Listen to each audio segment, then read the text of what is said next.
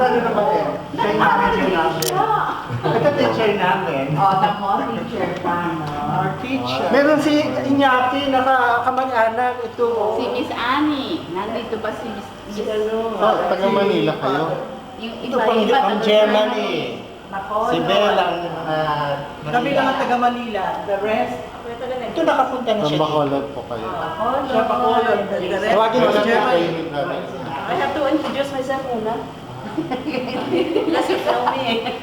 Baka Kasi ma-shock lang siya. Ako yung klase mo. Sino yung klase ko? Pagkatapos, Dali pa. bakit Pinay na Pinay ka? Kuya Kachila.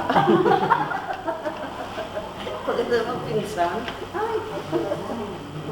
Yan, yun ang mango bar nila. Ayan, masarap yung biscuit. Ayan. Yung Swiba. Mas mang Swiba.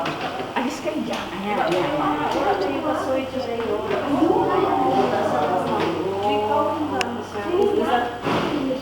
Ang pineapple ang inyo.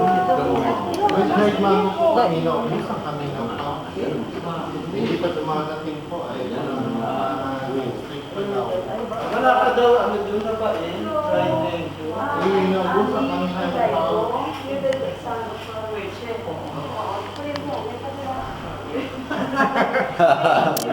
May nakalimutan. Dahil hindi kasi mama, is na in Manila. Mayor Cadera, from Castles from Spain came. So, she will stay there a long time and then,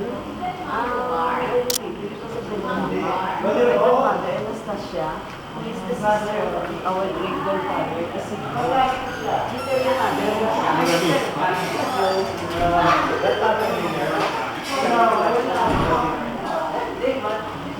Ito kaklase ko. Si Brother Jordan. Ito ang teacher namin. High school. From high school. No. Hindi namin siya classmate. She's still very young. Ngayon lang. Akala ko anak niyo. Yeah, pwede pa, pwede. Yes. Anak. Oh, di ba?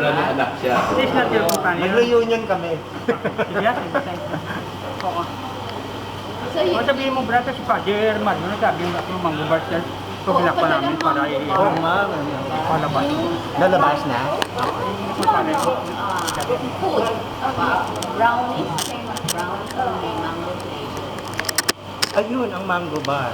Yeah, kaya nga, dito, brother, mango bar. Yung pinaklase nila.